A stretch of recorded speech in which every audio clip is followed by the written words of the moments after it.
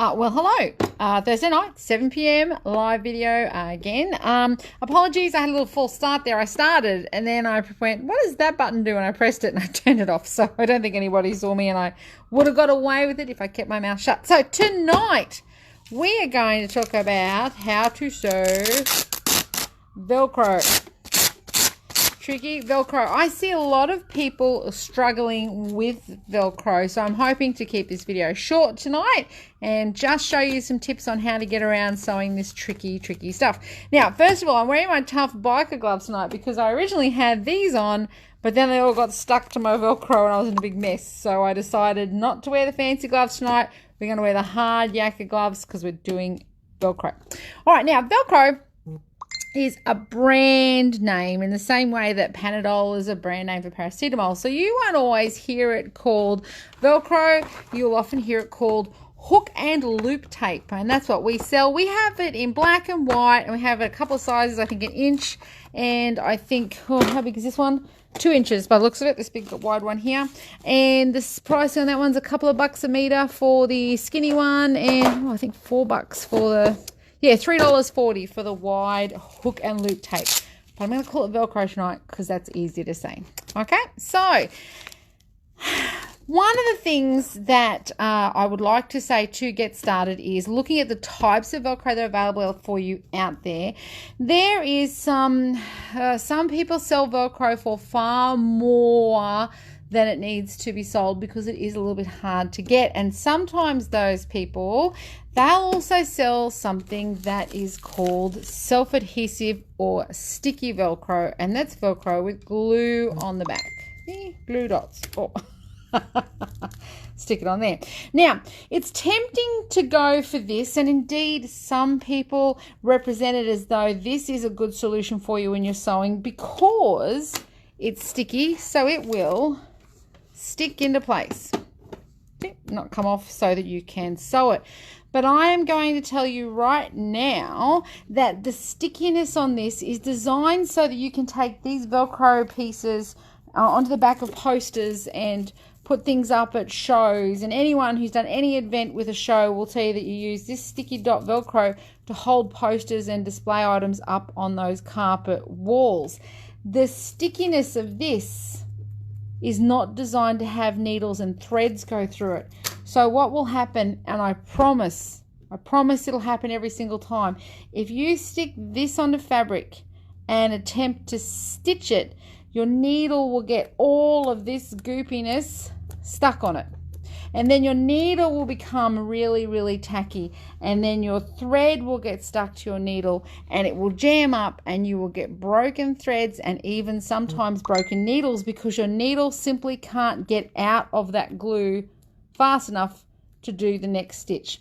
So the best thing I can say about adhesive Velcro, it doesn't matter if it looks easier, I promise you it's harder. So keep that for putting up your posters of Michael Fassbender up in the kitchen, but not for sewing through. It is the most frustrating thing ever. And I have to say, every time someone comes in, they're delighted that their machine isn't broken when I tell them this, but then they're also furious that they have to find another way to get their Velcro to work. So let me show you some normal Velcro. So another misconception about Velcro, and I'm going to work with the soft bit because the rough bit keeps getting stuck on my shirt, so I'll put it over here. The other misconception about Velcro, gang, is that you have to use it as it comes. So Velcro is completely polyester, so it's all, man-made and whatnot. See here, look. See this little bit here? I'm going to cut that off.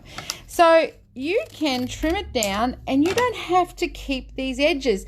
We're going to stitch it down anyway, so if you want to, and I always do, to get rid of this harsh, firm edge that you get on things when you stitch Velcro down, I like to just trim off that edge completely. Just trim it off so that you get nice, smooth, soft edges all the way around. Just chop it like that. So now once you've done that, you get Velcro that you can stitch neatly and stitch close to the edge and not have this frustrating sharp little edge that sticks up. Particularly handy for kiddie stuff. So you can go one step further. If you're making a bib and you want Velcro to hold the bib on around the neck, you can just round these corners off. So you can just get your scissors and just round away. I'll try and get back into zoom, sorry guys. Just round off those corners, so you don't have any annoying sharp edges. Now if you really pick at that, you'll get it undone, but as soon as you stitch this down, it's not going to be a problem. So next thing we know about Velcro is 1, sticky stuff, gone. 2, you don't have to just stick with these edges. You can shape Velcro to do whatever you want. So what that means for us tonight is I'm going to round these corners off so that I can show you how to stitch that down next. But that means that we can put Velcro on anything and not have it scratchy in those corners and scratchy on those edges. Cool? Cool Velcro tip number 2. All right, so let's talk about right side and wrong side. So I want this guy to match the shape of this one, so I'm going to put, oh, it looks like a little ghost. Ooh. We're going to put this on here. And I'm just going to go ahead and trim this so that it matches. Chop it, and chop it around the edge and around like so. Pretty good for through the camera, I reckon. Alrighty, so now we have a rough side and a smooth side. So the next question is, what goes where? So the thing to think of is when you're putting Velcro on something, and let's use a bib. Oh, I wish I thought to buy a bib. I wonder if I very quickly just hang 10, a pair of scissors. I'm just going to make a bib here. Just going to quickly cut a bib out of this bit of fabric. You just talk amongst yourselves for a second. How about that? Oh, I can't think of anything even to talk about. Quickly chopping it. Right, there's a new Viking movie coming out, which I'm very excited about seeing, with our mate Alexander Skarsgård in it, so we can talk about that for a second. All right, here is our bib. Alrighty, so which side to put the Velcro on this bib? If this is the front of the bib, and we know it's the front of the bib because it has a panda bear or something on it. There we go. There's the front of the bib, like so. Boop, boop. Deciding where to put that Velcro. If we put the rough side of this Velcro on the underside of this bib tab, it means that when the bib goes on, if we don't get it to completely be covered by the smooth side, then these little rough bits are rubbing against kids' skin. So the general rule of thumb is the rough bit, the pointy bit, faces away from the wearer, the user, the best side of something, and then the smooth side faces down. So that way, if it doesn't quite line up, you haven't got rough Velcro on the skin, your rough Velcro is pointing up. Cool? So that answers the next question. Which side of Velcro do I put up? Rough side faces up away from the skin, smooth side goes down. And it seems like one of those things was like, well, now that you say that, it seems pretty obvious. But in the heat of the moment, when you're making this thing up and you're really excited and you just want to get it finished, you don't think about it and you just chuck it on. It's not till afterwards that you're like, oh, I did it the wrong way. So prickly side up, soft side down. Check. 2. All right, number 3, let's get down the nitty gritty. Oh, I don't know, I'm counting. Number 27, let's get down to the nitty gritty and stitch this Velcro on. I'm going to zoom in tonight, and I apologize when I come in close. The LED lights of the sewing machine do this. See that flashing, flickering? And I can't get rid of it. I did some Googling, and I can't seem to stop it from happening, so I apologize. But we're going to zoom in close and have a look at how to stitch this Velcro tonight. I'm not going to stitch it on the bib because it's too much pressure for me looking for the camera. I'm just going to stitch it on this bit of fabric here. And we won't stitch our curvy one yet. We're just going to stitch a scrap of soft stuff first. All right, there it is. And there it is. Cut off those edges because we don't want them. Nice square of soft Velcro. Now, the issue that Velcro has, the soft side is actually easy to sew in comparison to this rough side with all these little prickles going on. So we tend to do this one first, sort of leading us into it gently, so it doesn't give us as many problems. So this will be relatively easy to do. We're going to go ahead and first of all change our needle to a denim needle. I've already done that. I've got a denim size 14 in here because we're going through plasticky thick stuff. We want a bigger hole and we want to go through that thicker fabric without too much drama. So size 14 jeans or denim needle. Might move that out just a little tiny bit like that. There we go. And I'm going to do this side, first of all, the traditional way, which is a straight stitch. So I'm lining my Velcro up so the edge of my Velcro lines up with, where's my fabric control tool? Just here. This is the edge, and it lines up with just inside this window here. So it's just poking out this window, and my needle is at a width of, because I've adjusted the width. See, it's coming off the edge. We don't want that. So I'm going to change my straight stitch width from 7 down to 5, I reckon 5. And that gives us a stitch just off the edge. And then off we go. Now, if you don't want a forwards and backwards, you really should do it anyway, but just do a couple of stitches and do it by hand if you want to. So just 2 stitches forward and then hold down reverse and a couple of stitches backwards just to get us started. The reason you have to be a bit tricky with this is because very often our Velcro, particularly on tabs and crossovers, the stitching for the Velcro is visible on the other side. So we're trying to work as neatly as we can. All right, so now sneaking it through to the end. Now, we're going to sew, I reckon that's pretty good for my angle. All right, so we're going to sew close to the end and stop with the needle in the down position. And then here, I've stopped about 1 step away from the actual next edge so that when I pick my foot up, the needle's in the down position and it's holding the Velcro. And then I'm going to pivot. And then when I put it back down, everything here is lining up to that edge again. Now, I can't get that neatly with 1 stitch. So if I start sewing now, it's actually going to be fatter on this side. So I need to go another stitch forward. And I'm sorry, this is as best that I can do to zoom in to explain this. Let's see how we go. If I do a whole nother stitch, like so, you can see now I've come off of the Velcro. So if I pivot now, see, it's right on the edge. It's no good. So I'm going to just go back in time and just turn my flywheel back half a turn just to undo that 1 stitch. And I'm going to pull my thread at the cotton reel up here just to tighten it back up. And from here, this last stitch, this is so crazy simple, it's going to blow your mind. I'm going to reduce the stitch length down. So I've changed the actual length of the stitch to 1.5. So now when I do that last stitch, it only does a small step, and then I can pivot it and turn it, and it is exactly where I want it. Now, those of you with sharp eye will notice there's a little bubble here. It's because I didn't pull the thread tight enough when I turned backwards there. So that's only because I was improvising to show you. So I'll explain to you again when I get to the next bit. So we're going to go down, all the way down. Oh, Penny, take that stitch length back to 2.5. There we go. And then when I get to this one here, I can't get that neat turn with the stitch length I want. So I'm reducing that stitch length down to about 1.5. And that's going, I'm going to hand turn it just so I can see. And that's going to give me exactly what I want. So now when I pivot and turn, I can keep on going. So stitch length goes back up to 2.5. And off you go again. To the edge here. Sorry guys, I'm so wobbly through this camera.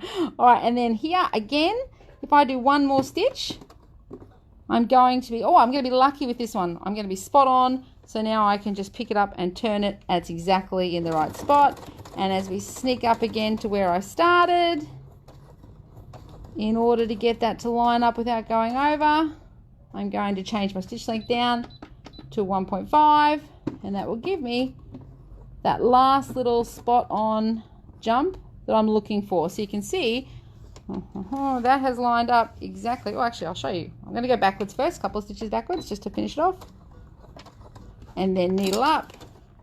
And that has meant that I could stop. Oh, don't look at this wobbly bit here. But it means I've stopped exactly here and haven't shot past it.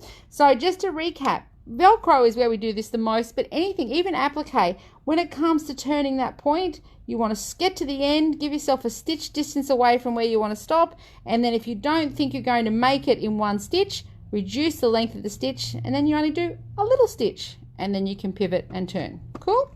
So I left that for this one because this is the easy one to do. So we're going to go ahead and trim that. And then now let's look at sewing the prickly stuff. Where's my bit of prickly stuff? All right, so prickly stuff here. I'm going to zoom the camera out a little bit for a second. So here we're going to trim a square out of our prickly stuff. And you can cut this pretty straight because there is an actual groove in between each of the prickles to help you cut that straight each way. If you have a look on the back, there's quite a clear little pattern that you can follow to help keep it square.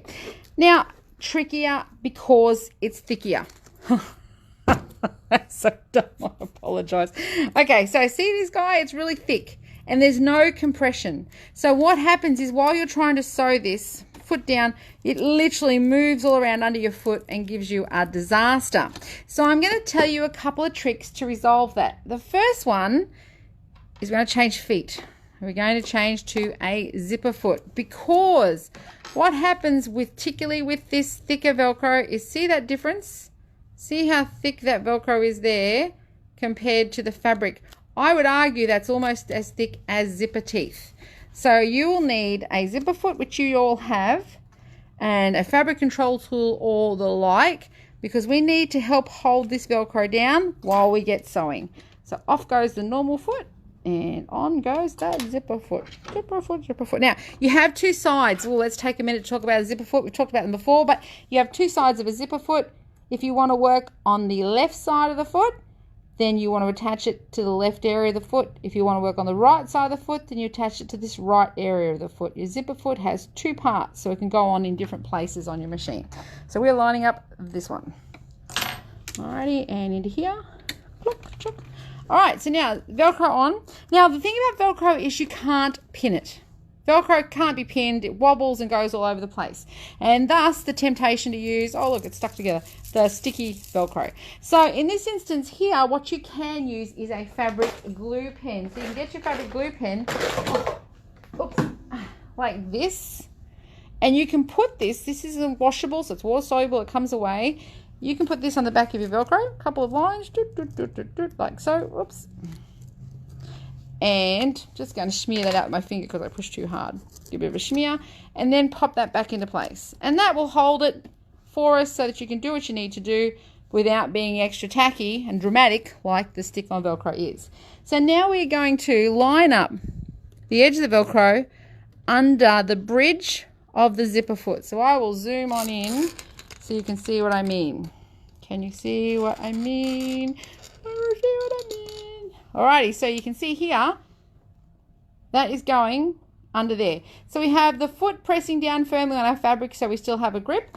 Some of the foot is pressing to the Velcro, but we're going to need to hold the Velcro in place with our fingers while we get started on this. Now the next thing is straight stitch. I'm going to go back to a straight stitch.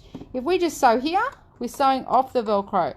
So I need to change the width of my straight stitch, which changes the needle position.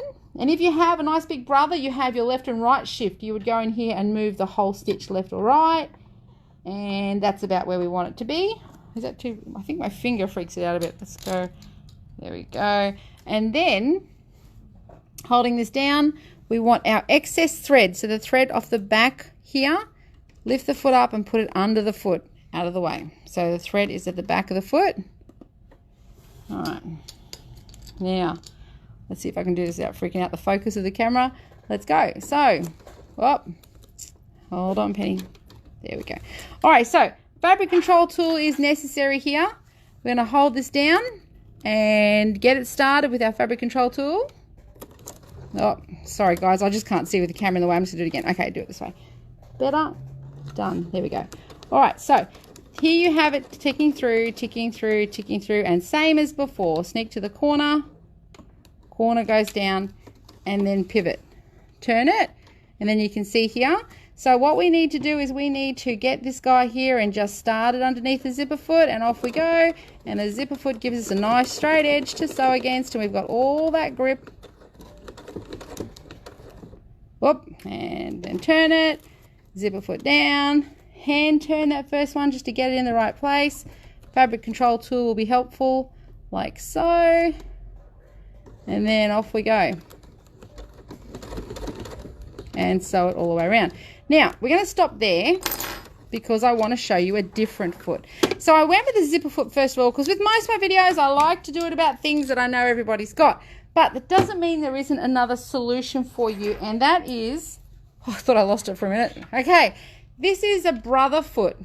That is called a bi-level foot. So on the top it looks like a normal sewing foot, but if you flip it and look at it from the front, you will notice that it is, as the name suggests, a bi-level. This side of the foot is lower than this side.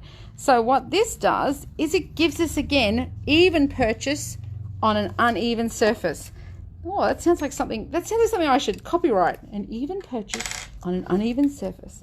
And this foot goes on like so. Now, if you have one of these feet already, or if you buy one, you should know that when you put your bi-level foot on, you need to just pop the tip of another foot underneath to level it out so that when you click it into place, it's flat and clicks on. And what we have now is we have the ability to sew. Did you all just see the sky for a second then? Okay, came off my little stand. Whoopsie. There we go. The ability to sew that Velcro with a lot of the foot on the Velcro, but still, because this is lower, it's grabbing the fabric for us. So now I'm going to change that stitch width. So my needle is, whoops, over to the edge, like so. And then, oh, I should really, good habits, what would Mum say? We want to get this thread and pop it under here. There we go. And then we can sew along our Velcro. And because it's bi-level, we don't have any slipping or movement, because this side of the foot is holding firmly to the fabric and this side of the foot is holding firmly to the Velcro. So that's a bi-level foot. It also comes in a left bi-level foot, so if you want to work on something on the other side, but I find that the right bi-level is the one that I use all the time. So now, when it comes to sewing our circular bit of Velcro on, a bi-level foot is going to be the easiest of all of your options, because it will hold that Velcro in place as we sew around it. And the best way to describe it is it is just like doing an applique. So when you get to that curve and you're trying to do a tight curve, pull out a little bit so you guys can see that without it blurring. We're going to keep the needle in the down position, lift up the foot and pivot slightly. Then round we go. Needle down, lift up the foot, pivot slightly. Needle down, pivot, pivot. There we go. Now the other thing that will affect Velcro sewing, I do bang on about a little bit, is thread. A cheaper thread is fluffier, so it's going to get caught in that Velcro more and give you more Velcro based dramas. And always, a cheaper thread's always going to stretch and give you trouble, and really it's one of those things where you don't know until you actually swap out your thread how much better thread can be. I literally can't see, so I'm going to guesstimate that that's about right. There we go. And oh, I used the little machine today without scissors and I really missed them. Alrighty, and so that is my Velcro sewn down in a circle. Now the other thing about Velcro that is unavoidable, and I'm going to tell you it's okay to get away with this without stressing out, is that sometimes your stitch will do this little wobble here because it has to go either this side of the hook or that side of the hook. So it gives a little wobble. That thread's actually just caught on the hook. If you turn over the other side and have a look at it, oh, that's the Velcro, not me, I promise. If you take it around the other side and have a look at it, you don't have those wobbles going on. So it's just because that thread is caught in the hook and you can't do anything to stop it. Alrighty, so I have no idea how long that took because I took my watch off, but I think we're doing okay. So that's stitching Velcro there. Again, just a shout out on Facebook is great. I really enjoy everybody's support and encouragement. If you want to have something that you want me to do, please let me know. I'm going to stick with the 7 p.m. time slot for the videos. Everybody seems to be thinking that's pretty cool. I think I might skedaddle. So thanks for watching. Thumbs up if you had a really good time, and I'll see you guys next week. Toodaloo. Okay, gang. Bye.